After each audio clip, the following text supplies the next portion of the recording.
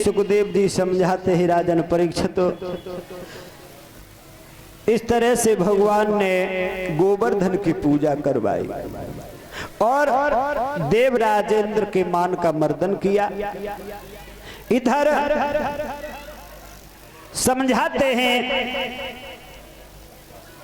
जो भगवान ने उन ब्रज की गोपियों से वायदा किया था कि हे गोपियों मैं तुम्हारी इच्छा पूर्ण करूंगा, तो वही अगहन का महीना आ जाता है। जब अगहन का महीना आया तो भगवान श्याम सुंदर ने अपनी बंसी को बजाया और जब बंसी को बजाया तो जो गोपियां जहां पर थी और जहां जिसने बंसी को सुना एकदम से अपने अपने काम को छोड़ करके भाग दी है। आज सभी गोपियां भगवान की बंसी की आवाज को सुनकर के दौड़ दौड़ करके चली हैं और वहां पर पहुंची हैं जहां पर श्याम सुंदर बंसी बजा रहे थे। और महारास की तैयारी होने लगी है। भगवान श्याम सुंदर उन गोपियों के साथ में महारास करने लगे हैं। इधर भूतनाथ भोले बाबा ने भी देखा है, उनके भी मन में इच्छा हुई। पार्वती से कहा कि पार्वती हम भी भोले का वो भगवान का महारास देखने के लिए चलेंगे। उसी समय गोपी बनकर के भूतनाथ भोले बाबा भी उस महारास में आए हैं और महारास का भोले बाबा ने भी आनंद लिया। गोपियों की मन की इच्छाओं को भगवान ने रास के द्वारा पूर्ण किया। अब तो भगवान प्रत्येक गोपी के साथ में रूप बना करके अलग अलग रूप में प्रत्येक गोपी के बगल में बैठ खड़े हुए और नृत्य करने लगे हैं, महारास की लीला करने लगे। जब महारास की लीला करने लगे हैं भगवान,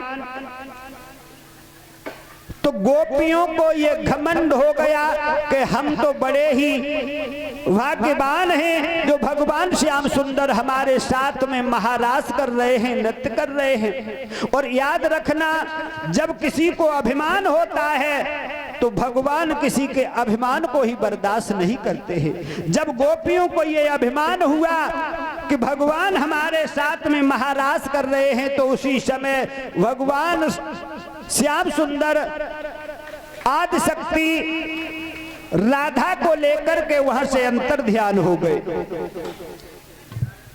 जब उस गोपी को लेकर के अंतर ध्यान हो गए और गोपियों ने देखा कि श्याम सुंदर हमसे दूर हो गए, अब तो सभी बेचैन होने लगे।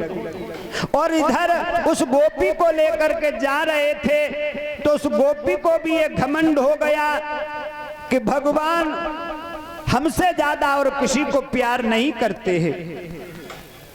भगवान ने विचार किया कि इन्हें भी घमंड हो गया। उसी समय राधा कहने लगी कि प्रभु अब हमसे चला नहीं जा रहा।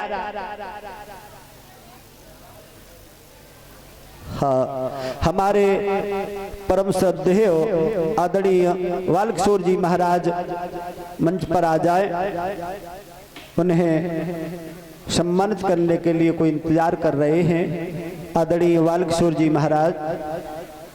हाँ हाँ,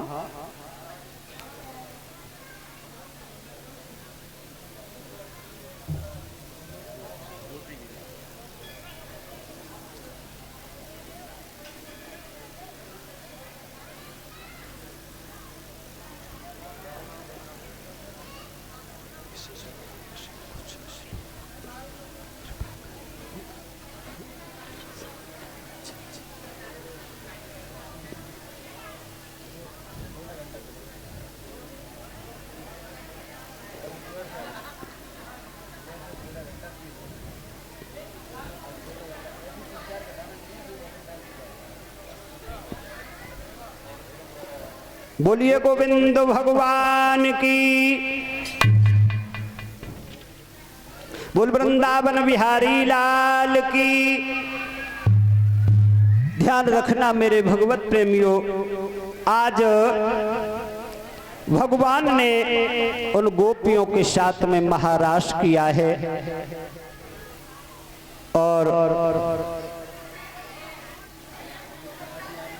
उनकी इच्छाओं को पूर्ण किया है। श्री सुखदेव जी समझाते हैं, राजन परीक्षित, नंद बाबा ने कार्तिक शुक्ल पक्ष की एकादशी का उपवास किया और भगवान की पूजा की और उसी दिन रात में द्वादशी लगने पर स्नान करने के लिए यमुना जी में प्रवेश किया।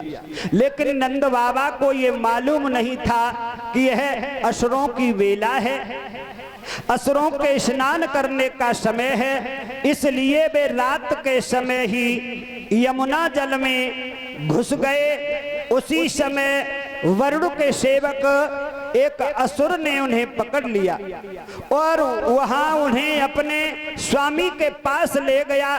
नंद बाबा के खो जाने से ब्रज के लोग श्री कृष्ण के पास जाकर के कहने लगे कि हे श्याम सुंदर, नंद बाबा का कोई पता नहीं है, आप ही अपने पिता को ला सकते हैं। बलराम, अब तुम ही पर हमारा भरोसा है। इस प्रकार सब ब्रजवासी रोते पीटते हुए भगवान श्री कृष्ण सर्वशक्तिमान हैं, वे सदा अपने भक्तों का भय भगाने वाले हैं। जब उन्होंने ब्रजवासियों का रोना पीटना सुना और यह जाना कि बाबा को कोई वरुण का सेवक ले गया है, उसी समय वे वरुण जी के पास में गए। जैसे ही वरुण ने भगवान श्री कृष्ण को आता हुआ देखा, समस्त जगत के स्वामी मेरे पास पधारे हैं, तब उन्होंने उनकी पूजा की।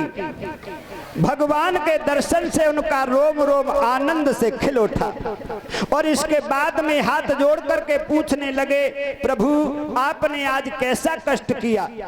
भगवान कहने लगे, वरुण जी, आपका सेवक मेरे पास मेरे बाबा जी को ले आया है। वरुण कहने लगे, प्रभु मेरा बूढ़ा सेवक अनजान में ले आया है, बाबा को आप सम्मान के साथ में ले जाइए, मैंने बाबा को कोई कष्ट नहीं दिया है।